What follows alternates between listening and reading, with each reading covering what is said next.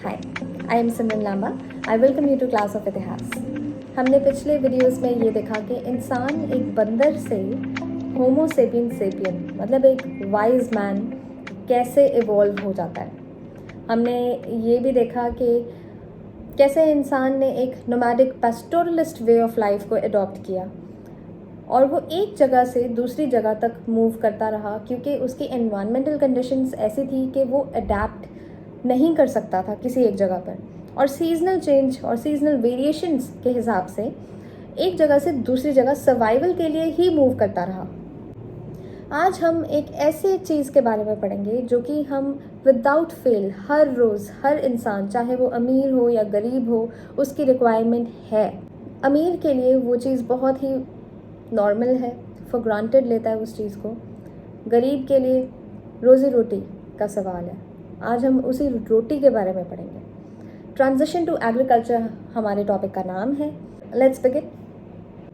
Since beginning इंसान के अंदर 3 टाइप की एवोल्यूशंस आई हैं। एक है बायोलॉजिकल, दूसरी सोशल और तीसरी कल्चरल। ये जो बायोलॉजिकल एवोल्यूशन है इसके अंदर कई सारे ऐसे चीज़ें हैं जो हमारी बॉडी से रिलेटेड होते हैं, जैसे कि फेशियल फीचर्स चेंज होना, मैस्कुलेचर चेंज होना, हमारे बोन्स का स्ट्रक्चर चेंज होना, लिम्स, टोज, फिंगर्स, ये सारी चीज़ें बायोलॉजिकल एवोल्यूशन का पार्ट बनती है।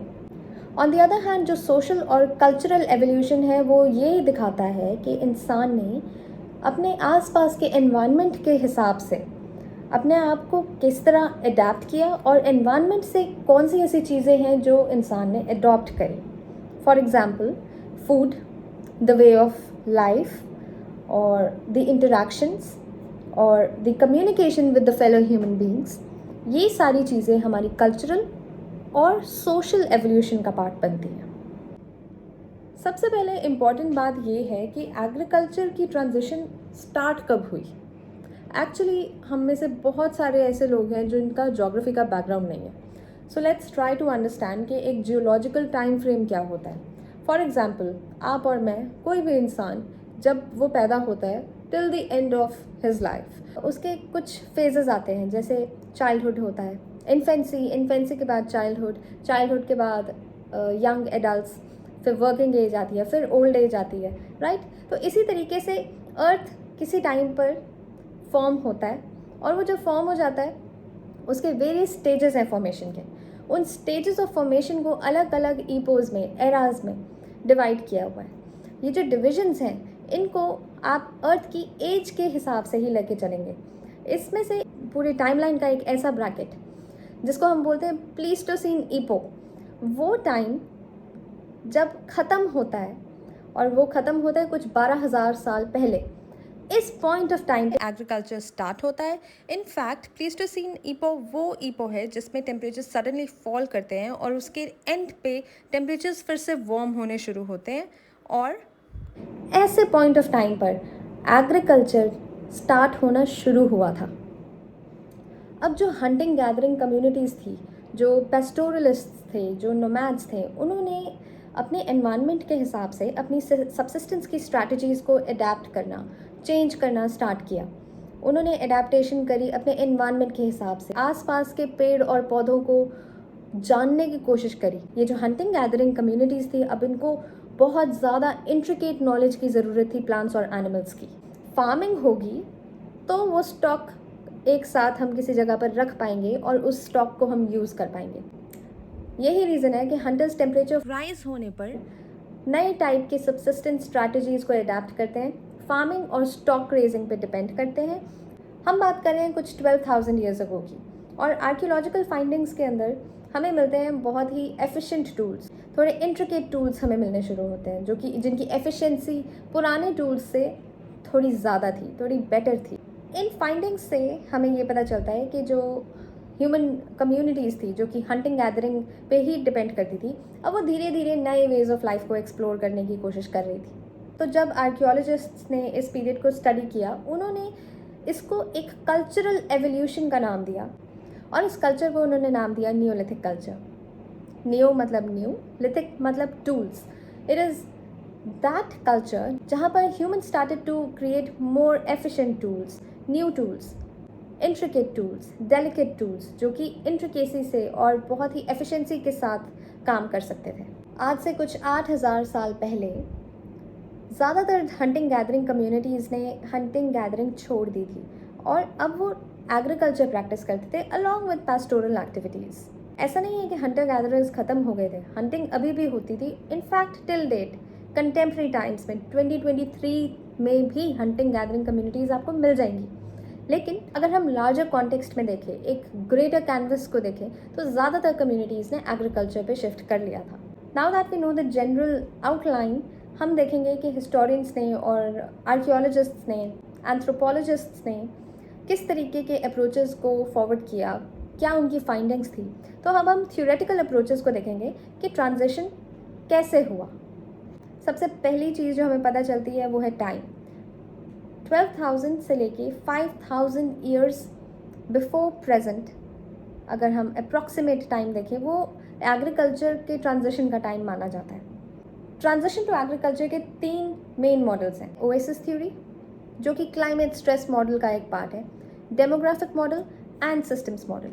जो ओएसिस थ्योरी है वो ओरिजिनली राफेल पंपेली ने दी in 1908 and later on V Gordon Childe ने 1928 में इस थ्योरी को पॉपुलराइज किया। एज पर दिस प्रपोजल, ये जो सोशियो कल्चरल या सोशियो इकोनॉमिक इवेंट्स होते हैं, ये रिस्ट्रिक्टेड ब्लॉक्स, मतलब कि कुछ 100 किलोमीटर्स के एरिया के अंदर ही होते हैं। और इसके 2 रीजंस दिए गए, एक है डेसिकेशन और दूसरा है फॉर्मेशन ऑफ ओएसिस।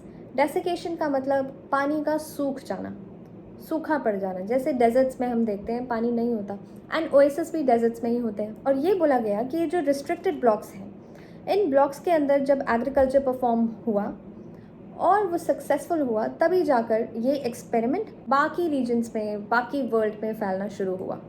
लेकिन ऐसा कोई भी एविडेंस आज तक नहीं मिला जो हमें ये बताए कि साउथ वेस्ट एशिया में एक लार्ज स्केल डेसिकेशन या फिर सूखा पड़ा हुआ हो। हर एक थ्योरी के चैलेंजेस भी होते हैं, क्रिटिसिज्म्स भी होते हैं। तो इस थ्योरी का चैलेंज आता है रॉबर्ट ब्रेडवुड की तरफ से। इन्होंने 1950s में एक फील्ड इन्वेस्टिगेशन करी और he failed to get any evidence for intense desiccation. According to Robert, farming एक न्यूक्लियर जोन में स्टार्ट पहले हुई जहाँ पर बहुत एबंडेंट प्लांट और एनिमल लाइफ थी। इनके हिसाब से फूड गैदरिंग से हम डायरेक्टली फूड प्रोडक्शन तक ट्रांजिशन ऐसे ही नहीं कर गए थे। दोनों पॉइंट्स के बीच में बहुत सारे और फेजेस आए जो कि सोशल और कल्चरल इवेंट्स थे, एवोल्यूशंस थी। इनके हिसाब से जो प्रोसेस ऑफ चेंज था वो चेंजिंग ह्यूमन कल्चर के कॉन्टेक्स्ट में ही देखा जाना चाहिए था। इन्होंने कंक्लूड किया कि एग्रीकल्चर के टुवर्ड्स जो ट्रांजिशन होता है वो मेनली 2 रीजंस के कॉम्बिनेशन की वजह से होता है। एक ये कि एनवायरमेंटल सर्कमस्टांसेस ऐसे बन गए थे, दूसरा कि ह्यूमन का कल्चर भी धीरे धीरे चेंज होता गया। अब इन्होंने तो गॉर्डन चाइल्ड और पैल्पली को चैलेंज दे दिया, लेकिन इनके मॉडल में भी एक कैच है, वो ये कि ह्यूमन नेचर की वजह से एक कल्चरल एवोल्यूशन आया। ये भी एक एजम्पशन ही है और इसका कभी टेस्ट हो ही नहीं सकता। आज ही हम एक और पॉइंट ऑफ व्यू के बारे में भी पढ़ेंगे, वो है कार्ल सावर का। 1952 में ये अमेरिकन जोग्राफर, इनका पॉइंट ऑफ व्यू ये था कि जो अर्ली एग्रीकल्चरिस्ट थे, अर्ली फार्मर्स थे, क्या पता वो फिशरमैन रहे हों। बहुत इंटरेस्टिंग पॉइंट है। इसका रीज़न इन्होंने ये दिया कि फ़िशिंग के लिए सेडेंटिज्म की ज़रूरत है, विच इज़ एक्चुअली ट्रू, क्योंकि भाग दौड़ के कोई फ़िशिंग नहीं कर सकता, एक जगह टिक कर ही फ़िशिंग होगी। और यही सेडेंटिज्म एग्रीकल्चर में भी रिक्वायर्ड था। इंटरेस्टिंग। लेकिन ये इस बात में थोड़े और आगे बढ़ जाते हैं। एंड ही सजेस्टेड कि जो फिशरमैन थे और माइल्ड क्लाइमेट में रहने वाले जो फिशरमैन थे वो फ्रेश वाटर के साथ रहते थे और वो थोड़े ज़्यादा इनोवेटिव हो सकते थे। अपने लेजर टाइम में ह्यूमंस ने अपने नेबरिंग एरियाज़ को एक्सप्लॉइट किया होगा, रीजन्स में अलग अलग टाइप के प्लांट्स देखे होंगे, एनिमल्स देखे होंगे, थोड़ी इनोवेशन करी होगी।